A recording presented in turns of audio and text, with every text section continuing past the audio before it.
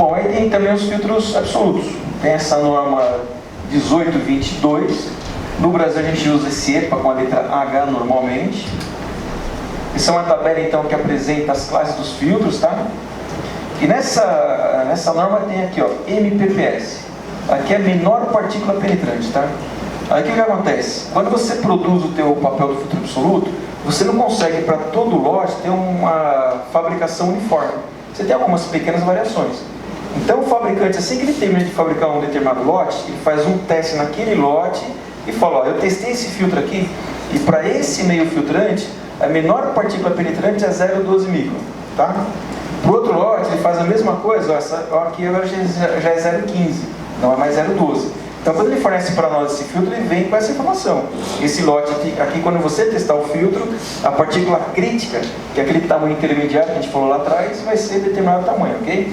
Então, isso que é a menor partícula penetrante quando você faz em termos de filtro absoluto, ok?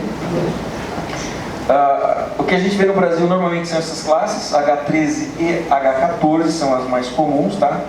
O 15, acho que eu vi um projeto até hoje, mas nem se vingou, é muito eficiente, tá? Mas no Brasil se fala nessas duas classes aqui. Isso segundo essa norma, 1822. Aí tem também essa nova norma, que é a ISO 29463, tá? Essa norma tem um novo grupo de classificação, que difere daquele anterior, tá? Lembrando o seguinte, hoje é errado falar de um filtro A3, por exemplo, tá? Tem projeto que fala, eu quero um filtro A3, hoje é errado. Filtro A3 não existe mais, isso é uma norma muito antiga, tá? Hoje você enquadra naquela EN 1822 ou nessa 29463, tá? O mais comum tem sido em cima dessa norma aqui também, tá? Em termos de classificação. Aí quando eu vi esse número pela primeira vez, eu falei, puxa vida, guardar isso aqui vai ser meio complicado, né? ISO 15, 20, 35, né? Mas aqui tem um jeitinho bacana de você saber pelo menos aqui em termos de eficiência, tá? Percebe o seguinte, esse primeiro número ele é crescente, 1, 2, 3, 4, assim por diante, né? E o segundo número é sempre 5 ou 0. Pode ver, sempre 5 ou 0, não muda, né? Aí tem uma associação então agora com a eficiência dele.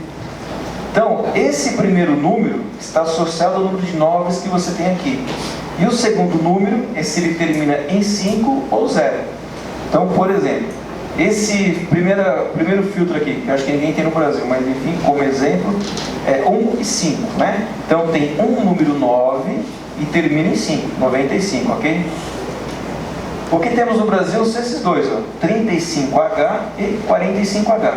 O 3 está associado ao número de noves, então é 99, depois vai ser sempre 99, alguma coisa, tá? Então é 99,95, ou seja, olha aqui, tem 3 noves, então o primeiro número aqui 3 e termina em 5, então termina aqui em 5, tá? O 45, você tem 4 noves, que é 99,995, então você tem 4 noves, o primeiro aqui é 4 e termina em 5, tá aqui, o número 5, ok? Então essa é uma maneira fácil de associar a eficiência dele, em termos percentuais, com esse número, 35 e 45, ok? E essas duas classes equivalem ao H13 e ao H14, ok? Então, é o que trabalha no Brasil. Claro, tem outras classes, mas, por exemplo, por uma questão comercial, os fabricantes não têm interesse em ter um filtro ISO 40H, por exemplo. Aí é interesse comercial, né? Ele fica muito perto dos outros, o valor custo não vale, então você tem um ou outro, ok? Então, aqui é uma maneira fácil que vocês tenham de guardar essa classificação.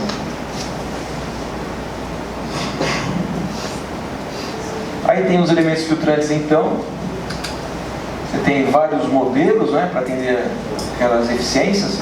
Bolsas, fios plissados, absolutos, tá? Existe a Trox tem uma linha completa, né? Aplicação de filtro mais variado, farmacêutico, hospital, simples conforto. Você tem N aplicações, eletroeletrônica, tá? Você tem várias aplicações, né?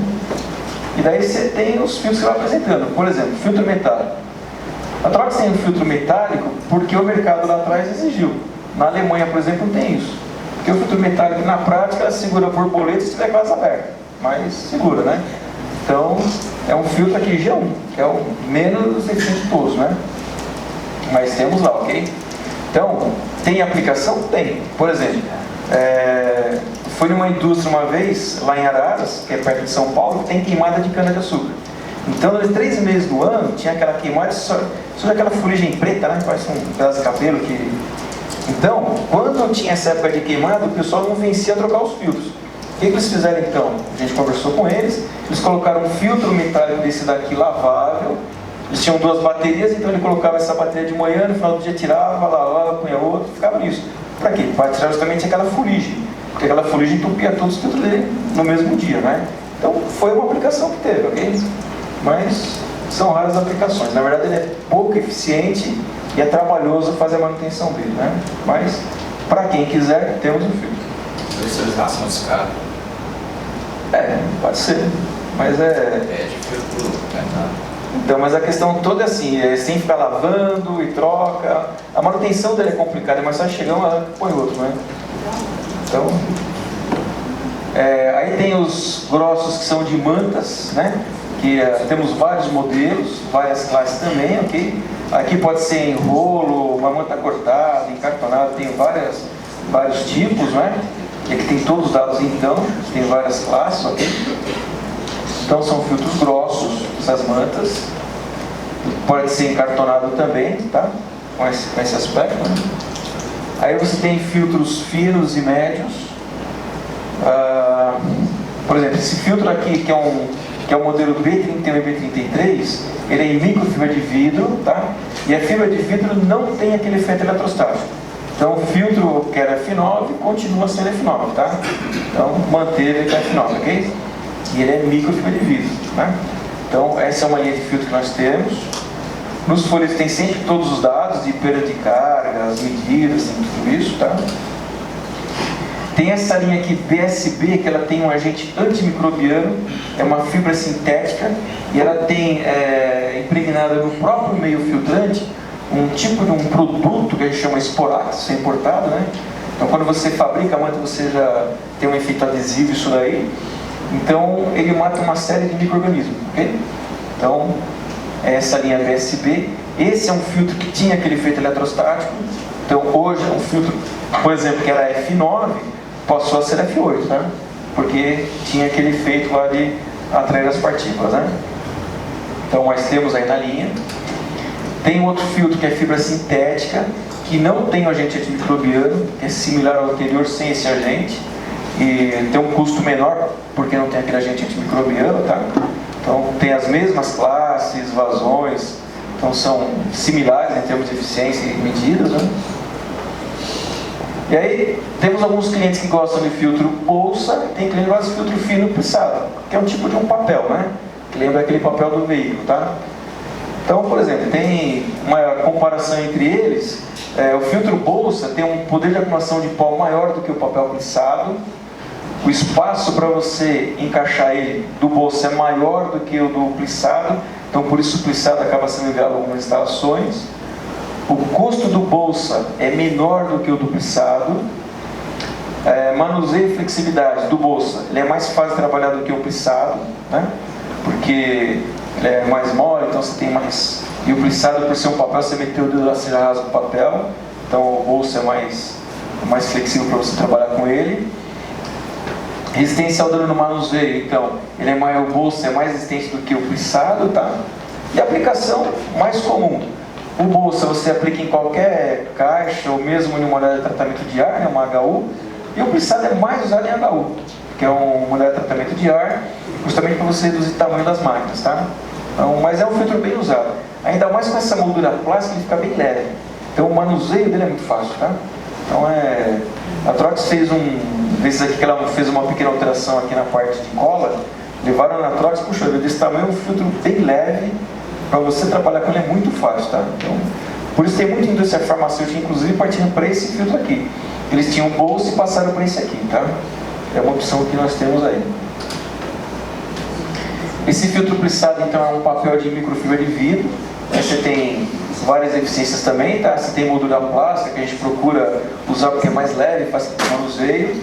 Mas tem também outros tipos de carcaça, pode ser metálico, tá? Você tem outros materiais também, né? A apresentação deles é dessa forma. Tem também os filtros absolutos, tá? O absoluto ele tem esse aspecto aqui, na verdade ele é um papel plissado também, e ele tem um cordão aqui. Esse cordão tem duas funções, ele dá assistência mecânica no papel, para ele não romper quando você começar a insuflar o ar, né, fazer o ar passar por ele. Então ele tem essa função de estruturação mecânica e também mantém essa plissa aqui aberta. Porque se encostar um papel no outro, é como se entupisse o filtro, certo? Então ele mantém essa plissa aberta, tá? Então é um filtro plissado, o absoluto tem esse aspecto aqui. E daí quando você faz a altura do que a gente chama desse baque aqui, esse papel quando você plissa ele, você tem algumas alturas, 50 milímetros, 30, né? Então quando você faz ele mais baixinho, você consegue colocar ele em forma de cunha no seu filtro e você consegue como se aumentasse o filtrante. Então para uma mesma seção frontal, você consegue mais vazão de ar, tá? Então você tem essa possibilidade também de fazer um filtro em formas de cunha dentro da caixa dele, tá? Então aqui é disponível no absoluto, né? Em termos de teste, o filtro que você consegue de fato vai testar para ver se está dando a perda e eficiência é o absoluto, porque você gera, são geradores do DLP, do PO que você usa, né? Então você gera uma quantidade de partículas antes do filtro e conta depois, tá? Então o filtro absoluto permite isso. Enquanto no filtro fino você tem só que confiar no que está escrito no papel do seu fabricante, no folheto dele, no documento dele, né? Esse aqui você tem como em campo e testar ele, né? Então não dá para só colocar no papel, tem como provar se ele atende ou não, tá? Então esse é o absoluto. Isso é uma máquina que a Trox tem na Alemanha, que é uma máquina que chama de Scan Test. Então aqui você tem o papel do filtro absoluto, você tem uma máquina aqui que ela vai escaneando todo o filtro, tá? E quando tem algum probleminha, ela marca o ponto e você vai lá e pode corrigir. Porque a norma permite que o absoluto você faça uma pequena correção, tá? Dentro, claro, de um certo limite você pode fazer isso. Aqui também é um sonho de consumo no Brasil, quem sabe um dia, né? Hoje é o rapazinho lá com o scanner fazendo isso, né? Mas esse robôzinho aqui é muito legal. É um robôzão, na verdade. Temos filtros também de carvão ativado. Carvão ativado é para odores, né? O grande problema de carvão ativado é que as pessoas às vezes falam para você que ela quer reter um determinado gás, mas não fala a concentração, o que tem antes do filtro, o que ele quer depois, e daí você não consegue dimensionar o filtro de carvão ativado, tá? Mas temos uma linha desse produto, ok? Então é para odor, não é para partículas, né? Troca de filtro. Não é o correto olhar pela aparência do filtro, mas sim acompanhar a perda de carga deles. Então você tem manômetros para fazer isso.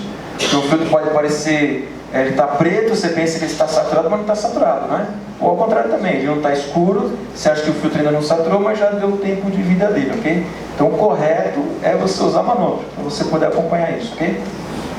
Então tem uma série, desde esse simplesinho que é um tubinho até um digital. Instalar o manômetro correto, não é certo você, se você tem uma parede aqui com um filtro ali, você soltar uma mangueira lá dentro, porque isso você distorce as informações. Você tem uma mangueira correta de instalar, não vai colocar também uma mangueira dobrada, uma posição ruim. São cuidados a serem tomados, né? A gente fala algumas coisas assim, parece que a gente não vê em campo, mas a gente vê, tá? Então, aí tem as estruturas para você montar os filtros. Deixa eu passar mais rápido aqui porque o tempo vai dando. Então, para todos aqueles filtros tem estruturas, você pode montar em duto, parede, tá? Tem vários tipos de montagem, tá? Seja o filtro grosso, absoluto, fino. Tem uma solução que a Trox dispõe hoje, que é essa daqui, que é o que a gente chama de Fan Filter Unit, que é um filtro absoluto com ventilador. Tem ele também sem um ventilador, tá? Mas aqui é um filtro absoluto. E você pode montar um forro filtrante como esse daqui, uma sala cirúrgica, nesse exemplo, tá? Esse aqui é um laboratório, que é todo um forro filtrante com absoluto. Aqui foi criado tipo de um módulo também, em cima de uma máquina, tá? Temos também uma caixa que foge um pouco daquelas, que é uma caixa que a gente chama de Begin Bag Out. Então aqui tem um filtro absoluto aqui, um fino lá em cima. Essa caixa, quando você faz a troca do filtro, não há contato do operador com o meio filtrante, tá? Então são áreas de risco, né, de contaminação. Então você tem um tipo de um saco plástico, o filtro você saca ele, já lacra e manda incinerar, tá? E quando você coloca, você põe também de uma forma que você não tenha contato com a parte interna da caixa, ok? Então é conhecida como caixa de Lindegauss, tá? Então temos essa caixa, aqui são vários filtros, ok? Mas você pode colocar só uma, duas, quanto for necessário, em função da evasão de ar. Aqui, de vez em quando eu pergunto para nós, poxa, como que eu descarto filtro, mando para vocês e tal? Não, na verdade sim. Quando é um filtro para uma área de conforto, por exemplo, é lixo não contaminado, tá? Um shopping, um edifício de escritórios, né? Agora, claro, quando for um filtro no local que gera risco, um hospital, por exemplo, ou um laboratório que está manipulando algum micro-organismo que pode trazer problema à saúde, claro, você tem que fazer uma coleta especial, incinerar, todo esse tipo de coisa, né? Aí são cuidados a serem tomados, né? Uma pergunta. Existe algum andamento ou alguma coisa para normatizar esse descarte crítico? Que eu saiba, não. Não vou dizer que não tenha nada. Eu não conheço. Se tem, eu não sei te dizer. Tá? E daí a gente olha tudo aquilo, aí você vai numa instalação e depara com isso daqui. Né? Puxa, aí eu faço o projeto direitinho no ar-condicionado, legal, instala direitinho, aí você dá na mão de alguém fazer manutenção, seja interno ou contratado, ele vai e faz isso aqui, tá? Realmente ele não tem norma, não tem nada. Então, isso aqui é uma foto real, tá? Não foi montagem, não foi nada disso. Isso é mundo real, ok? Então, quando eu falei do manômetro ali, infelizmente você se depara com isso, tá? Pessoal, é o seguinte, a Trox tem no site dela o que a gente chama de Trox Academy, tá? Então, se vocês entrarem lá, tem várias apresentações, essas de filtro inclusive, tem sobre difusão, atenuador de ruído, máquina, muitos produtos, ok? São apresentações de meia hora cada uma, divididas em partes algumas delas, tá? Então é gratuito, é só entrar lá, entrou nesse Trox Academy, te remete lá para o YouTube, você vai lá e assiste à vontade, ok? Então convido vocês a participarem, que é muito legal, tá? Todo mundo que assistiu gostou, porque foi bem assim didática. Então, quando você tiver alguma dúvida, você tem bastante informações ali, ok? É isso aí. Aqui tem o endereço da Trox, tá? Aqui em Minas, quem representa é o Circuit, com a Exto, né? Com a Flávia, a Fabiana e a Cristiane, né? Então, precisar de alguma coisa, a gente está à disposição. Obrigado pela atenção, tá?